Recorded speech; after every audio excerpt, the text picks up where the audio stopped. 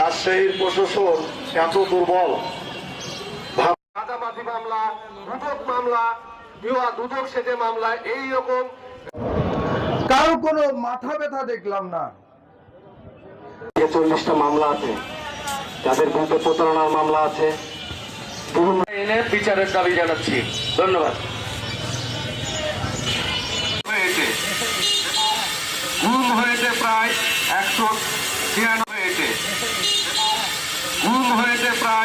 193 জন সাংবাদিক নির্যাতনের শিকার হয়েছে। আসলে এত সাংবাদিক এনে বিচারের দাবি জানাচ্ছি। ধন্যবাদ।